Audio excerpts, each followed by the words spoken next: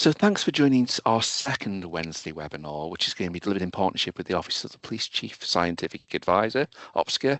And hopefully you will have seen the webinar we did a couple of months ago, talking about the regional network approach to support innovation across UK policing. Remember, you can replay that anytime by heading over to the PDS YouTube channel. The link will be on screen. If I pop that on screen and press the right button, it would help. There you are. You can scan the QR code, watch the webinar, but also catch up on any of the other over 100 webinars that are there to help you. And please remember to share them on with colleagues. One of the best things we're trying to do in terms of improve the effectiveness of innovation is to really have a clear understanding of the problem that we're trying to tackle. And that's really where the content of today's webinar comes in. So I'd like to introduce Kat on screen, and she'll introduce herself and her role. And perhaps you start off by explaining what your role is and what we're going to be talking about today. Yeah, so hi everyone, afternoon. So my name is Katrin, or Kat, and I work in the Office of the Policing Chief Scientific Advisor, or OPCSA, in the MPCC. I also work with my colleague Ed, who's also here, and together we're going to be presenting and introducing to you something called the Policing Problem Book. So I'm going to introduce this to you, hopefully demonstrate it to you, and hopefully after this webinar you'll understand what the problem book as a tool is designed to do, how it was created, how you can access and use it. So policing has a long history of using science and technology to solve some of the biggest problems. So for example, the first fingerprint bureau was established in 1901 to identify offenders who had committed previous crimes. But of course, the world today is very different to that of 1901, and policing now faces a whole range of different problems. So in the OPCSA, we recognise that the extent to which science and technology to contribute to solving a problem depends on how well the problem has been defined in the first place. So to address this, we created the tool of the Policing Problem Book, which is basically just a collection of the greatest challenges facing policing as defined by the police. So its aim is to focus and stimulate investment and innovation in the areas where it is most needed to try and solve some of these challenges. So Kat, how did you go around creating the problem book? Yeah, so if we go on to the next slides, we've got a little bit of a diagram which sort of demonstrates the different tasks that we use to try and create the problem book. So firstly, we wanted to sort of create or identify a list of problems, and we spoke to lots of different people to try and collect that. So there's sort of a list of them here on the slide, but it includes the NPCC coordination committees, portfolio boards, stakeholders across government, such as the Home Office, bids to the police staff and Tilly Award submissions, and force management statements. And from this, we created a list of about 212 source problems. And these are quite granular descriptions of problems. And they range from anything, for example, legal barriers to new technology, or even the escalating backlog of ARMS risk assessments. But obviously, this is quite a long list. And so we wanted to try and group that into something a little bit more manageable. So we sort of analysed them for any similarities and grouped them by themes and came up with sort of like 55 problem statements where they sort of fitted together a bit better. And it's these 55 problem statements that make up the problem book. But of course, defining the problems is only part of the story. And to properly focus investment and innovation, these problems have to be ranked to ensure that the most challenging problems get the attention they deserve.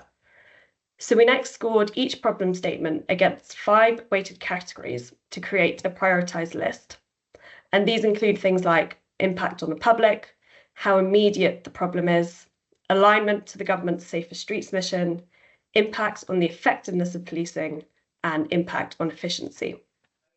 And this created an impact score per problem statement, which we could use to rank the statements where those, for example, with the highest impact scores are those deemed the more pressing challenges facing policing today. Kat, how can the problem book be accessed? And we are going to do a live demo in a moment, aren't we? So let us know when you want to share that screen.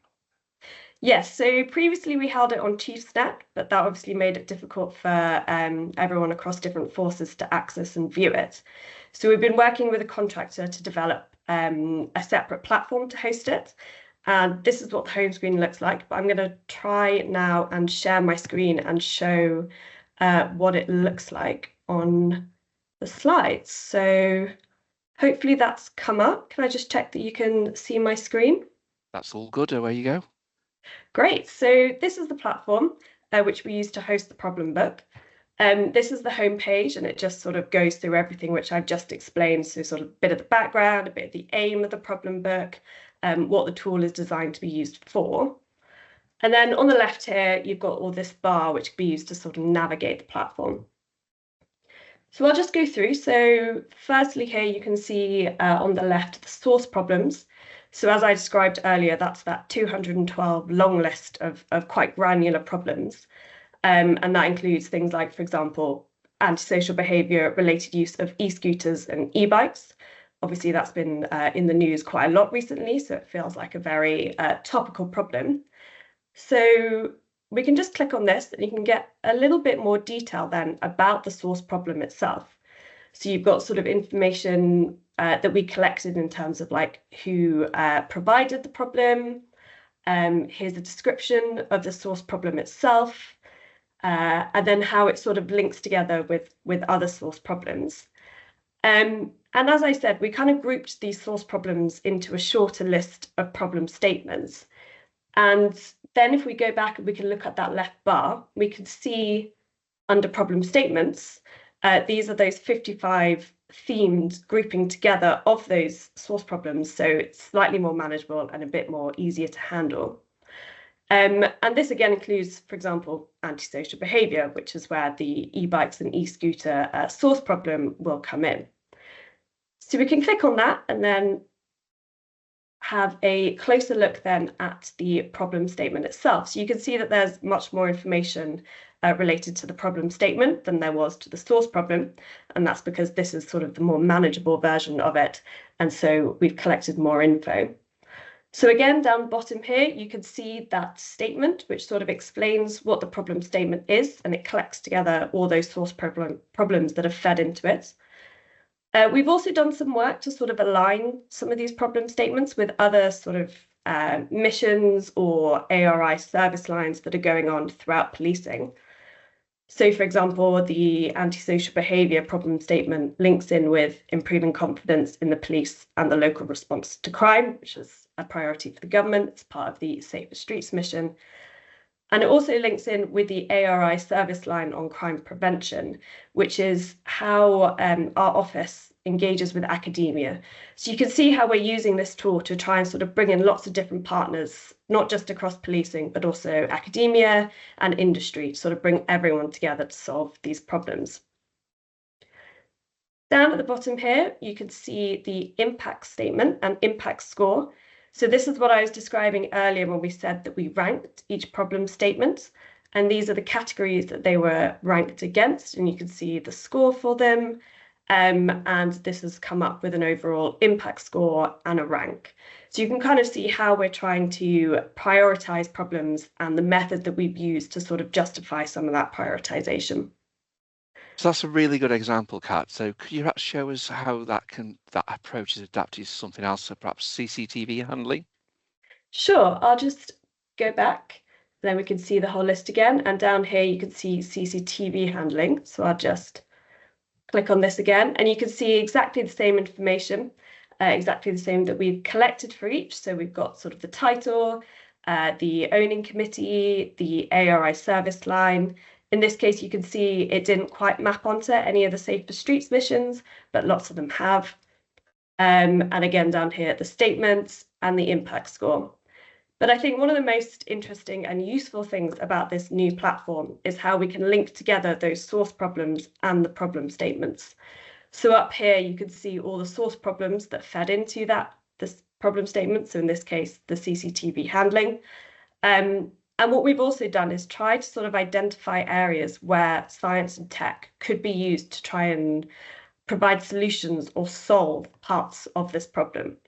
So we've come up with some science and technology questions which link to each problem statement. So for CCTV handling, as might be expected, a lot of it is quite technology focused, looking at sort of technological methods to ensure transparency in automated CCTV handling processes. But some of our other problem statements really try and use other parts of science and tech as well, like behavioral science and sort of how to engage with the public, or sort of analytical science for how to analyze the vast amounts of data which is gathered through policing. That's really good, but perhaps you can give us a bit of an overview of some of the reporting tools that are there as well. Sure. So if we just move back to the slide deck, I think I can show you a bit more about the reporting that we've got here as well. Great, thank you. So one of the most useful things about this tool is that we can pull this all together into one sort of reporting area. And you can see on that left bar again, that's down at the bottom under reports. And you can see here sort of the different themes which flow through all the problem statements. You can kind of get a picture of it as an overall rather than sort of at the individual problem statement level. So perhaps as to be expected, a lot of the problem statements are linked to sort of crime prevention and trying to think about that more proactive element of preventing crime. There's a lot to do with analytics. Again, that's a vast quantity of data in policing. So how can we utilize that and make the most of it? And we can also see how they all follow through from each other. So down at the bottom, you can kind of go under each ARI service line and break down all the different problems and problem statements that come for each. And if we just go on to the next slide. One of the best things then is that we can see how that all links together through to the science and technology questions as well. So here you can see for each problem statement, all the S&T questions that are linked to it. And so you can see them all in one place. Another thing to note about this platform is that it's very much sort of an iterative platform, an iterative document. We're hoping to add and edit and change as it goes through. It's very much a live process. And so that box on the right there, those solution initiatives, what we're hoping to do is to collect all the different innovations, all the different solutions that are being trialed, tested, used throughout all of policing, and how they link to each of these problem statements and have them in one place and linked to each one. So we haven't inputted any of that at the minute. We're aware that there's an awful lot out there. And this is something which we're hoping to add and change as we go forward. And so if anyone has any solutions or anything to sort of add to those, then please do get in touch. And we would love to sort of add it and make this platform and this tool as useful and as valuable as possible for everyone to use. And I think the point is that it's not about just collecting all the information, it's being able to link to where it's already held and available, isn't it? It's not just about creating yet another repository in policing, but what support is available to the users of this platform? And we'll come to who can access it in a moment. Yeah, so there's an awful lot of information on this platform. I'm aware we try to sort of put it all in one place, as you said, but it can make the platform a little unusual to use. And so just to highlight that on that left bar there, under the user guide, there is a user guide. It will automatically download, and it does sort of take you through all the different parts of the platform, how they all link together, and what each of them is, just to really explain it and make it as clear as possible. And we've had a question in from Beverly, and Ed, I'm going to bring you on screen if you could please to answer this one. Does everybody have access to it now, or who does have access in every force at the moment to this? No, excellent. That's a really good question. So as it stands at the moment, we are rolling it out to the Research and Innovation Network. So we have a research and innovation lead within each of the police forces. We have a regional innovation coordinator in each of the regions around the country. And we also have regional science and innovation managers. Now, those regional science and innovation managers are going to be the first people within the network that have access to this. So they have access now. And they are available to anybody to query in. That's something that I can share after this as well. So my email will be available, and if anybody's got any queries about who they should be speaking to, I'm really happy to put them in touch with their local contacts in relation to it. And I suppose just to highlight really, when we're talking about this as a solution, we've got the problem statements. and the problem statement should reflect those more enduring problems for policing. So these should be relatively static. They shouldn't change too much. However, underneath those source problems are the ones that will potentially change. We are likely to collect more and more as new technology comes on board, or new crime develops, or new issues start to develop within the policing space. Then those source problems will start to change. But they're the ones that we anticipate we can have the biggest influence on as well. So the idea really is as we're moving forwards and we're working with academia and we're working with industry and we're doing the innovations within those policing teams, that they start to prioritize the work against these problems. And when we look at the list that we hold for things like the practice bank held by the College of Policing, they now refer to the problems that each of those different innovations sort of relate to. And that will be going across all of the sort of solutions. So as this platform develops, it will not just refer to the problems, but it will refer to the solutions that are out there, and some of the other work that's going on in this space to help address those. We've got a great question in from Heather from Staffordshire Police about asking how she would find her local contacts in her force. Obviously, I'm not going to ask you to name the names of everybody in each force now, but how would you go around if you're in a department and you want to know who's the person in my force who can give me access and to help with this? Well, in actual fact, for this one, it's going to be Jane Stevenson, who's Regional Science and Innovation Manager for the West Midlands region. There is a Research and Innovation Lead within the force, and as I said, the Regional Innovation Coordinator as well. So actually, between all of those, there are a number of contacts. Again, the easiest thing is probably if people want to get in touch with me afterwards, and I can give them the local contacts within each of their different force areas. And if anybody is struggling to get hold of Ed, you can use the PDS contact form and we'll pass it through to Ed and pass it on to him to make sure everybody gets those answers. Because do you see the number of users growing in time? Absolutely. As I say, it's getting, so we're in conversations at the moment around things like innovation repositories. So things like the practice bank, our innovation list, PDS solutions catalog, the National Technical Board, AI portfolio, where they're sort of collecting stuff. What we're starting to do is bring that so that we will potentially have a single interface over it, and that will link in through the problem book to those specific problems as well. So as it moves forward, the access to it will broaden out, but a lot of it will be about around that research and innovation network, which will be publicising a lot more on that local basis. So within force intranets and things, please look out, because there will be communications will start to identify the work of the network. And again, another reason to go back and replay the regional innovation webinar we've got on the playlist and the link in to learn out more how that works. And are there reps for the non-force functions? I'm guessing there is, things like ROCUs, etc. Good question from Nikki. No, absolutely. So we do have representation from ROCUs. We've also got representation from the CT network, from the NCA, and some of the work that we're doing at the moment is going out to police academic centres of excellence. So we've got broader reach across academia as well. And we've got ongoing work in relation to what the industry engagement looks like as well. So there's really quite a developing network around that. But yes, we definitely include some of those wider agencies.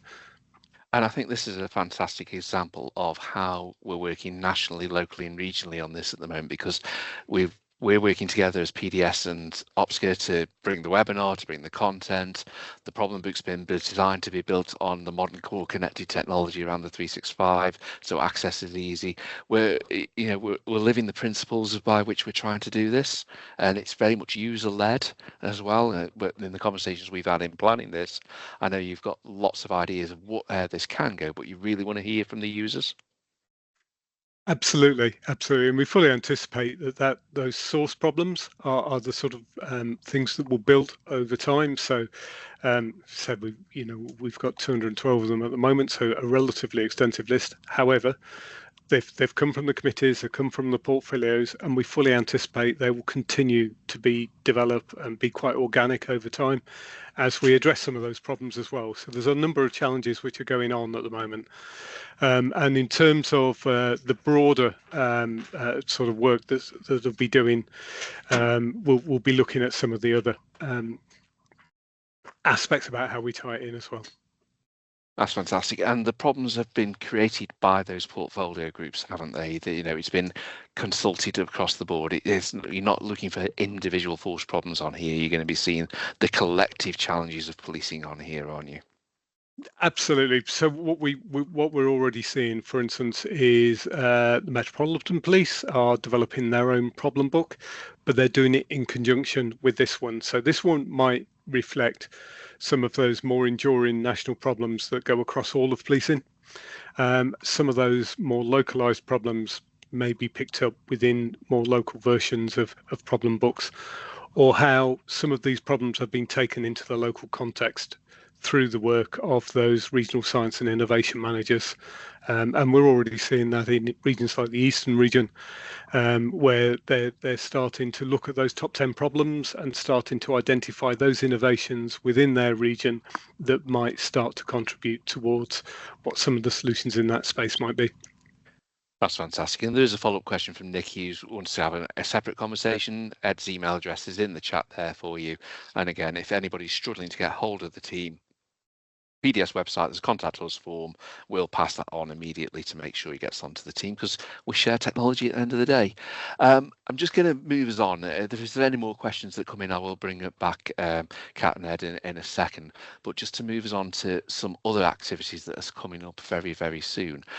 We are currently about 26 days away from the closing date for the nominations for this year's Digital Data and Innovation Area Awards. And Ed, Dave and the team at OPCSA are involved in helping to judge this, and there is a category right at the top of the screen there about innovation embedding in digital solutions into frontline policing.